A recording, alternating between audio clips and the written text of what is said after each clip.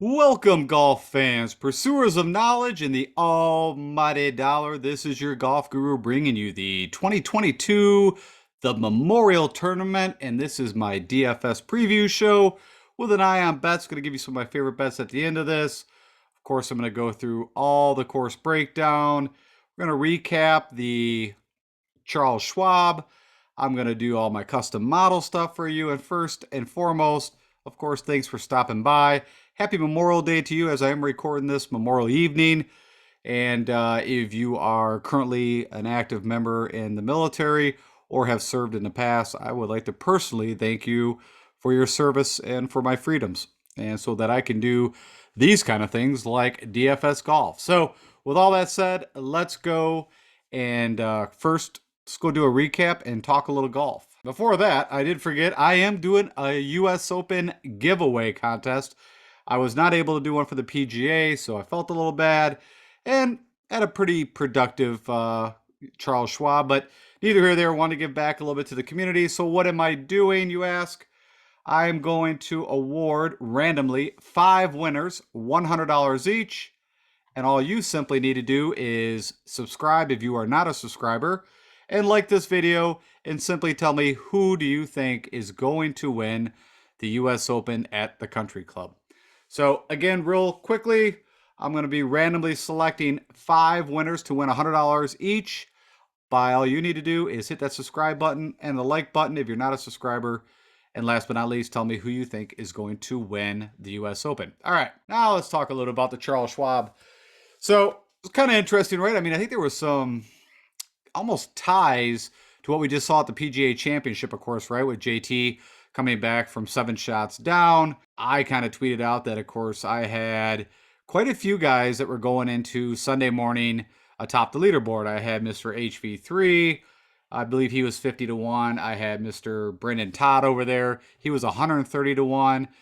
I even grabbed Scott Stallings some way through the tournament. I had Davis Riley. He was 50 to 1. And I'm trying to think if there was anybody else. I had quite a few of the guys that, all my worry was that Scotty Scheffler was going to win the tournament, and I wasn't going to have to worry about it. But that's not what happened. And of course, the winds kicked up, definitely the worst they were out of the whole tournament, and guys started to fall apart. You had HV3, who, had that 3-whack from 3 feet, which is very typical HV3, and then just started to fall apart. And I think he shot 8 or 9 over on the back, and he wasn't alone. There was quite a few guys. I even played on Showdown Finale round. You had guys like Hoffman shoot 8 over. You had Griot shoot 8 over. You had HV3 shoot 8 over. So a lot of the guys joined the Snowman Club. And then Brendan Todd, easily could have made a putt that would have got him into the playoff. I forgot which hole. It was one of the last few holes. It lipped out. But I was really pulling for Todd. I mean, I didn't talk about him. I didn't pick him from a DFS side. But he was one of my early bets. But I didn't mention him because, honestly, I mean, yes, I know he's had some success at the tournament, at the Colonial in his past. It fits him from a pure hit fairways, but his iron's been a bit off, and his putter hasn't been as good as it was. And typically what I've seen him do is damages on Bermuda. But I bet him either way and would have been very happy if somehow he could have pulled that off. And then, of course, I already mentioned Davis Riley, who hit the foul ball out of bounds, and that was the end of him. I mean, he still, I think, ended up, 8 under? So it was only a shot out of it. But I thought he had a great opportunity. Then Scotty Scheffler, I think, like all of us, would have never imagined that Scotty Scheffler could not make a birdie, would shoot 2 over on the last day. Now, yes, conditions were crazy, but that he didn't get a birdie on the first 2 holes or even the 17th and 18th.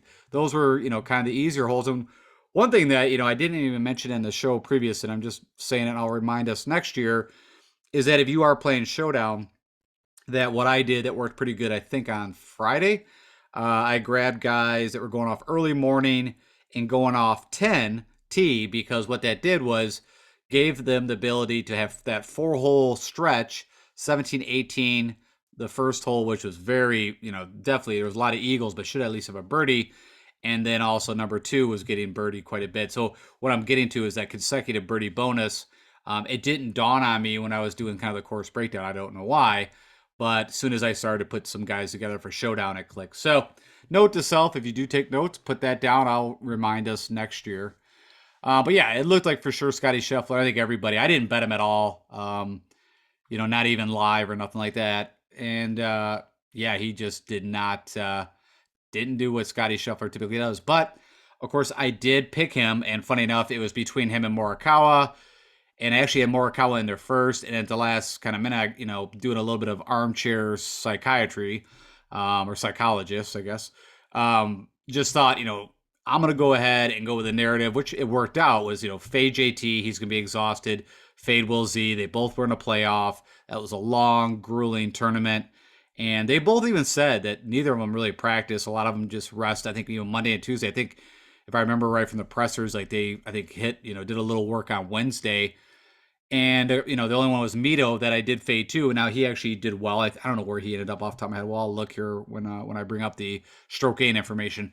But anyways, so that worked out well. I actually hit 14 out of the 20 picks. Actually, when I say that, 14 of the 20 picks made it through to the weekend, but just not enough of them were at the top.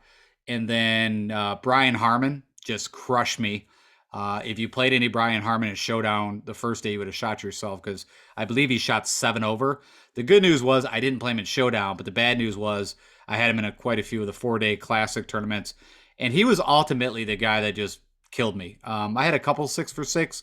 I only put 15 lineups in the large 250K, whatever it was, $20 entry. So from a DFS side, I did okay. I did all right on Showdown Thursday, Friday, Saturday, Sunday, not so great. And then my bets was a complete miss. And usually that's what I really like to hit. To be honest, the bets and the Showdown is what kind of makes me the profit as I go through this. And then, of course, this happened, right? So just like we saw JT at the PGA Championship, Sam Burns, which I watched about 75% of that tournament. I watched quite a bit in the morning and watched from like 3 o'clock on Eastern time. And they were not showing Burns at all. They were just showing the casualties of war. They were just showing the disasters. And it was a bit aggravating because if I'd have been finally tuned to it, just like what I did with JT, even though I bet him before pre-tournament, I would have definitely been betting Sam Burns live, even when he started just to like make a couple under. You never know with Sam Burns, and then of course knowing that the field could come back as it ultimately did. But amazing, he's won 3 tournaments this year now. I think 4 within like I don't know, like the last. It's been pretty quick. He's won the 4 tournaments. Great for him, man. I mean, I'm a huge Burns fan. I've been, like I said, touting him, and I told you guys I was making my picks. Not picking Homa and Burns bothered me, but I honestly felt like with Burns that his off the tee has not been that great, and I'm not really so much worried about his putting. That it wasn't on Bermuda. Um, but yeah, the long short of it was I probably will be betting Burns a little more, or not. It will probably not happen again too often where I don't pick Burns to be in our DFS plays. All right. The last thing I'll show you is some stroke gain data, and then let's move on and talk about the Memorial. Just so you can see, there's some of the top guys. So Mito Pura ended up 5 under, which got him tied for 7th. So that's pretty good. But you can see the stars are the guys that I picked, and we had Spieth and Riley and Scotty Scheffler, who should have won the tournament. Finau, that's kind of interesting, right? That he ended up doing well. I think Patrick Reed and Tony Finau, to see those guys start to show a little life is someone you have to keep eyes on. And then Cam Davis played some good golf. I think he started 7 under, so fell back a couple. But under those conditions, I mean, the way the guys were just falling. And then Scott Stallings, it just makes me laugh because if you guys have been with me for a while, how many times have I been talking about betting Scott Stallings and playing him from a DFS perspective? And he's done absolutely crap.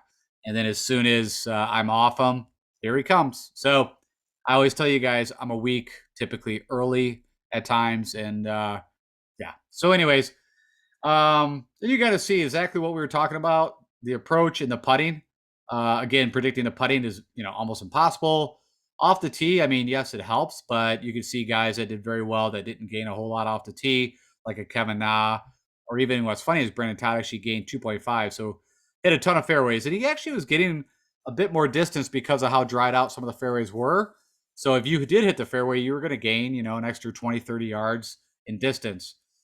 Um, Scotty Scheffler, you can see where his issues ultimately was the putter and why he did not win that tournament. He kept coming up short.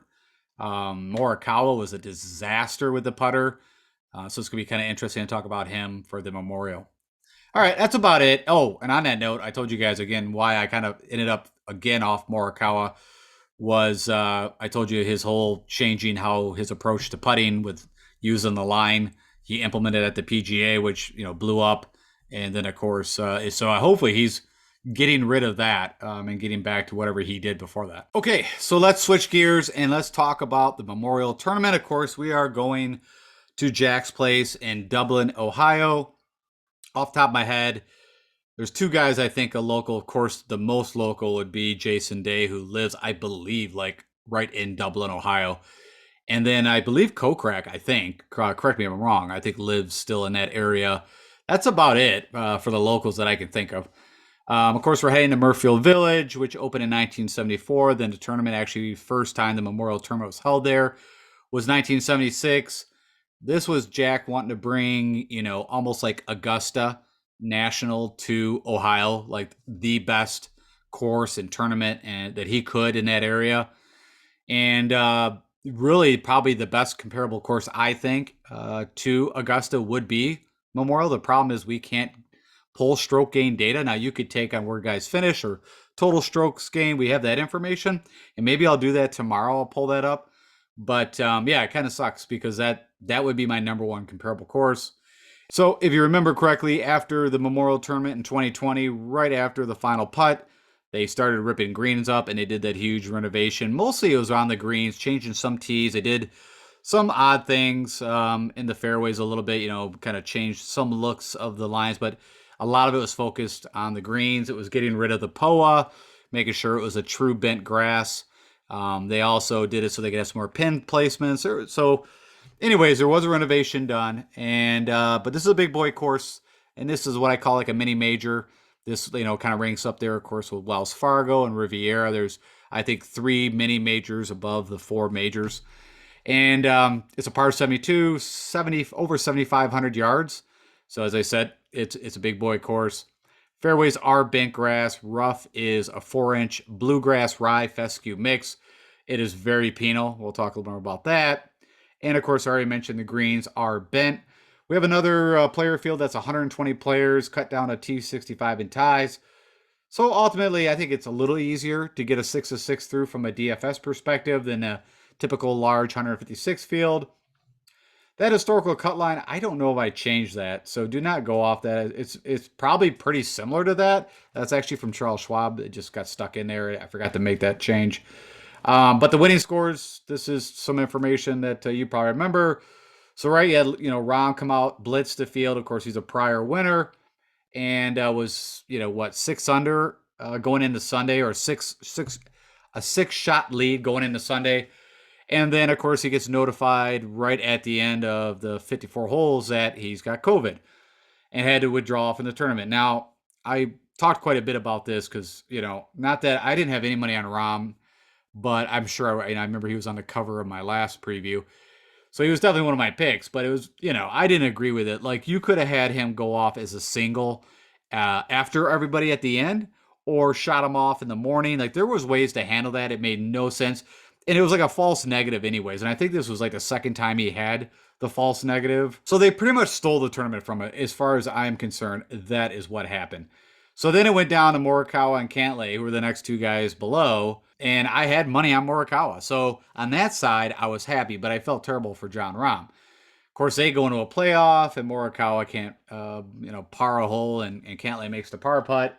And there you go. And that was like, I think within like a couple weeks, I try to remember. I think it was the FedEx. Doesn't matter. I think it was DeChambeau and Cantlay. I think in the FedEx playoffs that he beat me again in a playoff where I had money on the other guy. It doesn't matter. Of course, Rahm won in 2020, and if you remember that, he, I think if I remember correctly, he shot a really nice round. So there was quite a bit of weather, and he had a really good round on Saturday. He shot a 68, and then the weather kicked up again on Sunday. And the only guy that shot under par was Fitzmagic, but he held it together. I think he shot like a 74. It was enough for him to get the win, hence 9 under. What I expect. I mean, it's all dependent on conditions, but somewhere around 15 to 13 under probably makes sense of a winning score. These greens, I mean, 5,000 square feet is usually known as average size, but everything that I remember and everything is stated, they are smaller than average, but these greens are very fast. They're very slopey, a lot like Augusta. You've got 68 sand bunkers all over this course, strategically placed. And funny enough, you got 13 water hazards and 13 holes of water comes into play. And I already mentioned that these typically are going to run 12 to 13 as usual. Bent greens, if it dries out, the wind blows, and the sun hits these things, they are just going to get faster and firmer as the tournament plays on. Course defense, we already mentioned the rough. So, you do have generous fairways at this course, but Jack designed it to kind of bottleneck in where the PGA players can drive the ball. And he kind of opened it up for, of course, the members. He wanted to make it more of an easier, you know, place to enjoy golf for the members and really, of course, keep a very tough test for the PGA guys. He does not like his course being blitz. We'll talk about that at the work day they had prior to the Memorial. I kind of just restate there, of course, possible weather. There has been a bit.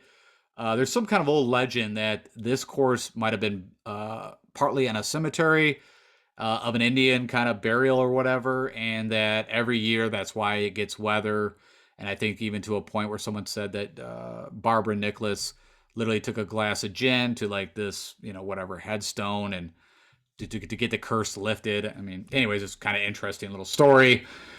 So we will look for weather. Of course, there's tree lines, there's ponds, there's winding creeks all over, really deep sand bunkers, and then another really big test here is the par threes. And then you got this final 5-hole finish, and 18, of course, the closing hole being the toughest out of the five. But that's where really it becomes. So I mean, again, a little bit like Augusta, nothing's decided till you get to the back nine. It's quite a bit like this at the Memorial.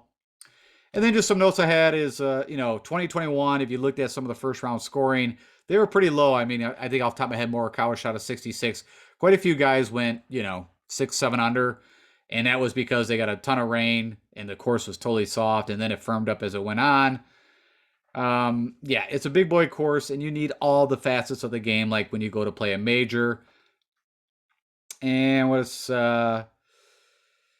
yeah, and then if you look at, and I did put some of this in, so when they had that Workday Charity Open or whatever it was, this was that COVID event that filled in, that, they went and played that, and then the next weekend, if I remember correctly, they went and played the Memorial, and it was two total different courses, and it was kind of interesting where Jack was kind of smirking after the winner, which I think, if I remember right, was Morikawa, yeah, in a playoff with JT. They shot 19 under, which, that's very rare. And he kind of laughed and said, well, when you guys play the Memorial, see. And what they did was they played a little less in yardage, the way they moved to tees. And then the greens were really soft and the course was soft. And then Jack just let the greens get crazy firm and fast. And then away they went. So, all right. So that is the course breakdown.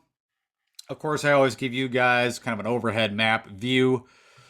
And what I'm really just going to kind of focus on, I mean, we'll do a couple things, right? So you can see how the water comes into play, in a lot of these holes, and there's like the creeks and the ponds, and it winds through, and, tons of undulation, and the traps are all guarding. But like I kind of mentioned, is these last kind of 5 holes, which, if you look at 14, it's that drivable, I think it's 360 yards par 4.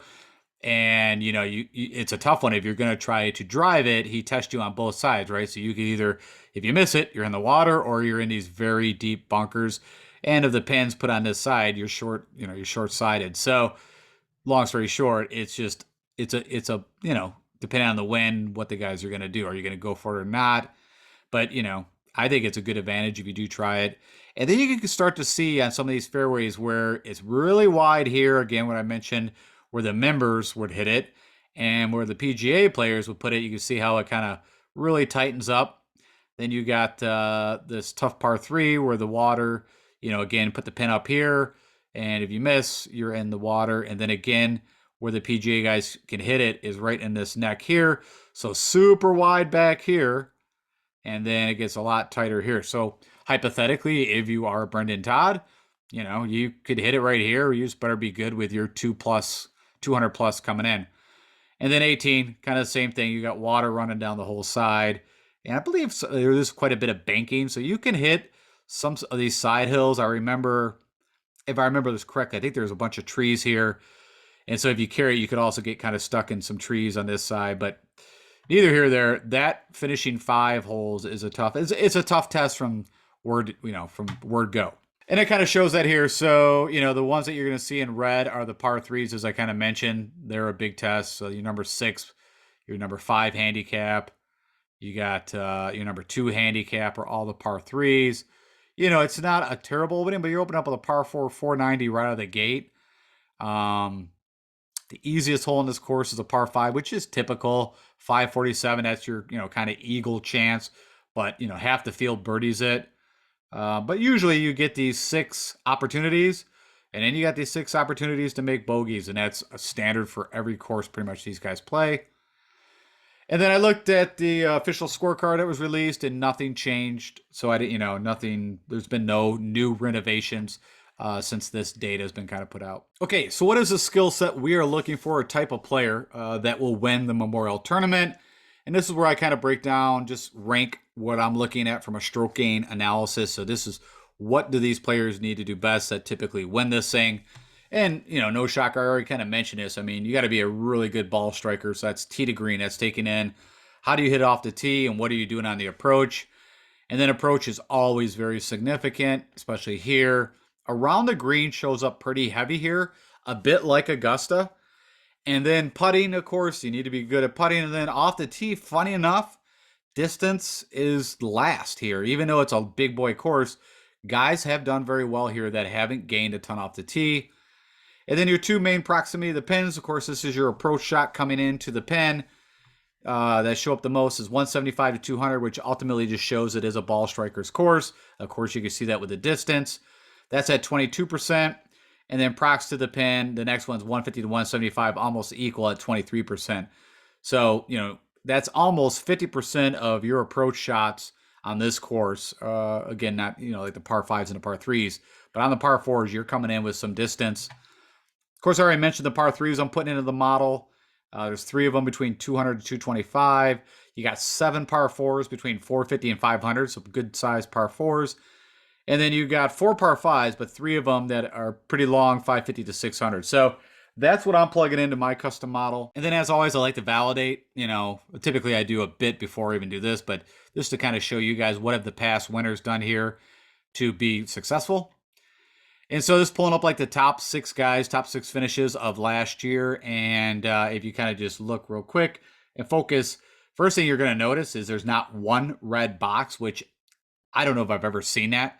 Out of the top 6 guys, typically, these guys are going to gain in one stroke gain area and miss in another. But when I say you need to have every facet of your game firing to win here, that is key. And you can see, if we look at Cantlay, gained almost 4 strokes off the tee, gained 6 on approach, gained 4.5 around the green, gained almost 3 with the putter, almost exactly what Morikawa did. A little less around the green, a little more with the putter, which is shocking. But I mean, that was when Morikawa was draining them. And then Scotty Scheffler, kind of same thing. So where I'm kind of focusing, and what this all is telling me, is that I'm putting my weighting of these areas heavier than I would off the tee. And then we can look at, of course, 2020 when Jon Rahm won. Again, remember, you got quite a bit of weather came in, so you're going to see some more red here. But, you can see where Ryan Palmer, funny enough, gained 10 strokes on approach, but barely gained, a stroke and a half on the field with the putter. But on average, it's kind of the same thing. You need to gain a lot with the irons. You got to gain around the green. And, as typical, you're typically going to have to gain unless you're the golden one, Jordan Spieth at RBC Heritage, who loses 2 strokes and still wins the tournament. Fitzpatrick, already talked to you about that. He actually shot that 68 on Sunday, kind of moved him way up. Matty Wallace, I just was kind of interesting. I know I didn't watch, but I was checking out the DP World Tour, and he was actually leading that tournament that was played on the, I don't forget the name of it now, to be honest, but he was leading it going into Sunday. I think he ended up 5th place. But the reason why I bring it up is because Matty Wallace has been trash. It's just been terrible in 2022, but has shown a little life, but also is not in the field, so no need to worry about him. Of course, Jason Day, I think, is interesting. We're going to talk a little more about him, the local here. And then last, this was 2019, where Patrick Cantlay won again. And, again, you could see just gaining a ton on irons, not doing too much off the tee. But again, the winner gains quite a bit around the green and gained quite a bit with the putting. That is where the weighting kind of tells me where I'm going to weight my custom model, just so you understand. All right, well, all that said, of course, I did create you guys a custom model, and I already kind of mentioned this, but we'll go through. You can just see real fast where my weighting is. So this is looking at the last 12 rounds, which would be the last 3 tournaments they played, give or take if they missed a cut. And there's no filters turned on. So it's literally looking at the last 3 tournaments these guys played. And I'm putting ball striking at 20%, approach at 15, around the green at 10, putting at 10, off the tee 5. That par 3s, 200, 225 at 5, the par 4s at 5, the par 5s. Those 2 proximities to the pin, I actually brought those up to 10 each. So quite a bit on approach. If you add that together, it's like 35% focused on approach. And then I threw an opportunities gain because, it's not a birdie fest here. I will when I make my picks. I'm going to check multiple different things. But for right now, that's the one I wanted to plug in. And with all that said, the first one that came up and the first guy that I bet again this morning when I woke up was Cameron Young. He was at 40-1, and I jumped all over that. Max Homa, who's been playing some really good golf. Not the best showing at the Colonial, but, not bad. Shane Lowry's been playing great. I think he dipped a little bit at what would have been all these tournaments kind of blend together. I guess it would have been the Wells Fargo at that Avondale Farms. I think he made the cut into it well. Fitzpatrick had a good showing there. Aaron Wise. So it's kind of funny if you look at these guys, just all really good ball strikers. You got Davis Riley popping up. You got Rory Mito. Adam Long, funny enough, is a good ball striker. Just could be very bad around the greens and putting at times. And doesn't hit the ball very long off the tee. Hits about like 280, but usually pretty accurate and pretty good with the irons. All right, and then I also wanted to give you 24 rounds, so still recent form. Just takes a little bigger sample, and this is pulling up the last 6 tournaments instead of 3. And same, of course, weighting, everything. Max Homa actually jumps to 1. Cam Smith comes to 2nd. And then Victor Hovland, Lowry, Matsuyama, Wise, Young again, Fitzy, Pereira. And I still butchered that because I actually heard how he pronounces his last name. And it's got quite a bit of a rolled R, but I'm not going to even try. Jordan Spieth, Joaquin Neiman, and the pronunciation of this guy's first name just drive me nuts because I hear Joko, and I dude, everything I've ever heard was Joaquin Neiman. But anyways, Xander Schauffele, Rory, Wilsey, and Bradley is your top 15 guys. Recent form under my custom model, taken in the last 6 tournaments. All right, so the next thing we want to look at, of course, as always, we did recent form. Now we want to look at who's done very well at this course. So we'll write the horses for courses. And I will note one thing here is that John Rahm is all the way down here, and you're going to see 6 rounds. They, within Fantasy National, did not count his three rounds last year, which would have shot him way up here. So I just want to put that note. And then I also rolled in, not with this one, but the next thing you're going to see, I put in that workday event. So this is taken, the last 2 tournaments at Memorial, and then the next thing I show you is going to pull in that workday charity open. Just because it was at the course, I know it wasn't exactly the same conditions, but I think it's the course. So neither here or there. With that said, number 1 comes up Patrick Cantlay, and that's no shocker. This is pretty much lately has been either Patrick Cantlay's going to win or John Rahm's going to win. Pretty much over the last 4 years. You got Adam Scott, Ryan Palmer, Morikawa. Ryan Moore, I need to look at this as in just, I didn't pay attention, but he must have had a good showing at one of these tournaments because it's very odd that Ryan Moore is sneaking in there. Xander Schauffele, Streelman, funny enough, has had some success here. Anibal Lahiri, Harris English, but not in the field. As far as I know, I would guess he's still recovering. Patrick Reed, who's interesting, right? Because, he's been showing a little better golf. Lowry, Duffner, who I actually believe won here quite a while ago. Roy McIlroy, Jordan Spieth, and then Rahm. And then if you're curious, when I pull in, this is that Workday Charity Open, which is no shocker. Morikawa jumps up to number 1, hence he won that tournament. But Adam Scott keeps popping up there. You got Xander. Again, Ryan Moore is still there. Patrick Cantlay, Matsuyama, Lahiri, English, McElroy, Rahm, Molinari, Ryder, Streelman, Hovland, and Steele. So it's funny enough, you get a couple more what I would call plotters, like a Lahiri, a Molinari, a Ryan Moore. Not really known. I mean, you see them more as kind of their strategic kind of plot your way around the course. All right, so of course we're on bent greens. We're on very tough bent greens, so we need to find out who putts well on bent greens. And this is all this is looking at. I'm just focusing on the top 15 guys, what they've done over the last. So I took a larger sample than usual, 36 rounds, which I'm gonna butcher was at 9 tournaments. So that would be going back at least to the start of the year, if not even further. Depending on who these guys, but Troy Merritt, you got Bo Hosler, who really killed me. I had him I had him outright, but I also had him. I tweeted to somebody I was communicating with, and at this time he was either in second or third going into Sunday, and or maybe it was going into Saturday. It doesn't matter. But I had him a top 20 bet on him, and he ended up, of course, T21. So from the betting side, literally everything just blew up, which it happens. Of course, Cantlay Scott shows up again. You got Alex Noren, which is interesting, but really good putter. Rory, there's English again. Curtis Luck, I'm guessing. I'm not sure how that's getting in there, so I wouldn't mind. Don't worry about that. What I'm saying is, in the field, must be pulling up some kind of old data.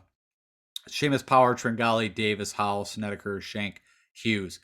I'm guessing Curtis Luck, because I honestly do not know who this guy is. Must be a sponsor invite and must have some older track history here. So I need to find out who the hell Curtis Luck is. All right. Next thing, I would say out of all the models that you see, out of all the custom models I'm showing you, this is the one I probably hold with the most weight, and this is ball strikers. So who's been the best ball strikers over the past 6 tournaments? Again, no filters, and that's what this is focused. So the top 15, and this, from a list of players that I'd be looking to put in DFS, this would be a pretty good one. Rahm, Will Z, Hovland, Cameron Young, Homa, Pereira, Rory McIlroy, Spieth, Lowry, Schauffele, Steele, Matsuyama, Morikawa, Wise, and Smith. All these make total sense. Brendan Steele is interesting to me, but you can see this disaster with the putter, but has been ball striking pretty well. All right, now I call this the Iron Man, right? This is the best guys with the irons, and what the first thing we're going to look at here is, again, this is over the past 6 tournaments, 24 rounds, and this is looking at strictly just approach. So who's been the best over this past 6 tournaments that these guys have played with the irons purely? Funny enough, Cam Smith, now he's been good, I knew that, but I was shocked to see out of this field that he is leading on approach. Victor Hovland, Will Z, Lowry, Homa, Mats. I mean, all these guys. Spieth's been great irons. Or again, Morikawa, usually was the best iron player in between him and JT.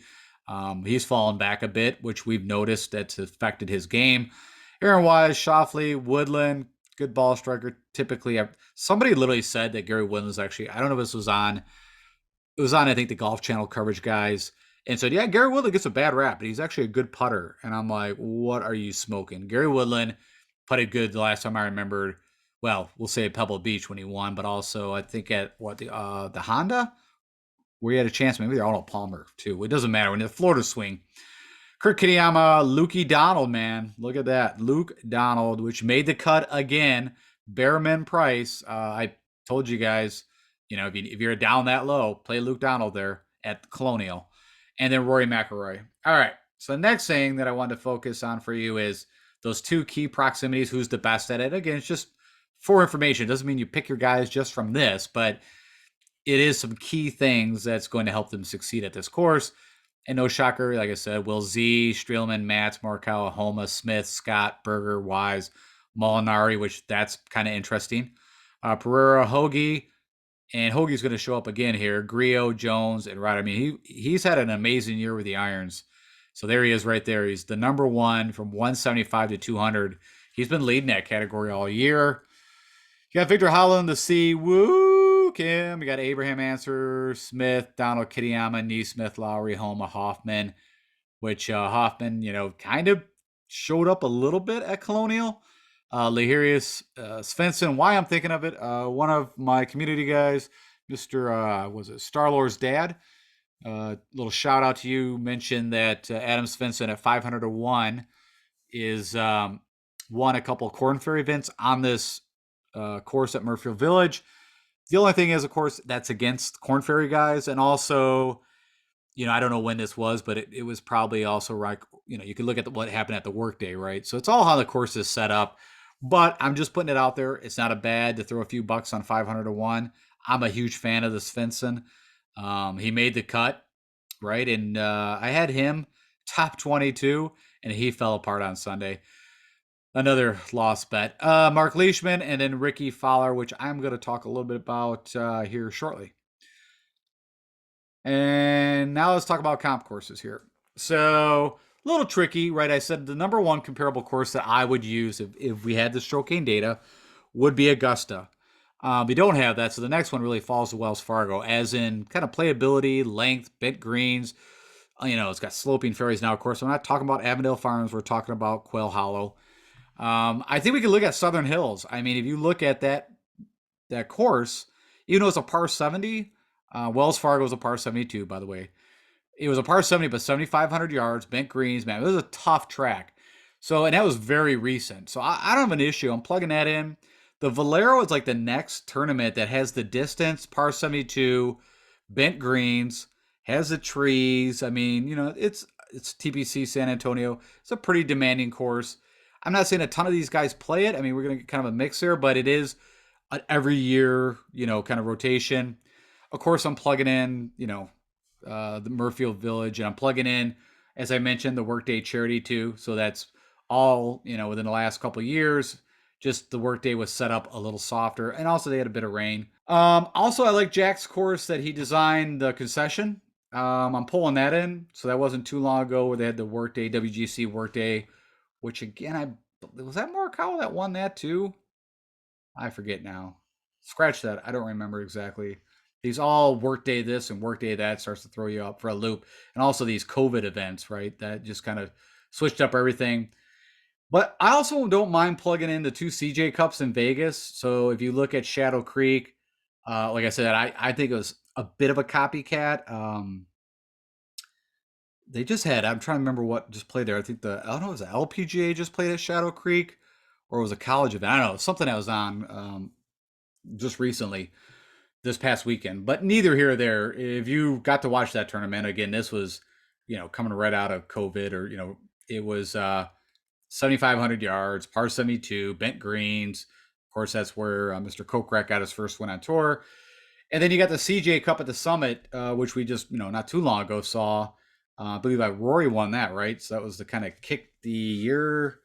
That was right after the FedEx Cup. But also in Vegas, around 74, 7,500 yards, bent greens, had some similarities. And then the last one you could plug in is the 3M Open. It is bent greens. There's a ton of water. It is, I don't know if it's a par 71, but it plays like 7,400, 7,500 yards. So, but again, a lot of guys play the 3M Open. So neither here or there. That's what I'm taking for this sample size. And if you're curious, against the past 6 tournaments that they played out of this combination against my model, the number one guy came up, which is not a shocker, was Morikawa. You got Xander, Spieth, Cantlay, again, Ryan Moore. That's driving me nuts. I'm going to have to go find. He must have ended at top high one of these. Scott Hovland, Pura, Snedeker, Glover, Bradley, Rahm, Woodland, Griot, and Neiman. So again, I wouldn't put a ton of weight into this. I'll be dead honest with you. I did it for myself and was just curious. So do what you want with that. And with that said, let's talk about my bets. So here are my favorite bets that I put in. And I'm sorry I'm getting the show out later, but of course it was Memorial Day and family wouldn't have taken too kindly if I would have been working on this all day. So number one was Will Z. 30 to 1 was one of my first bets, which I think a lot of people is going to jump on that. I mean, he's going to win.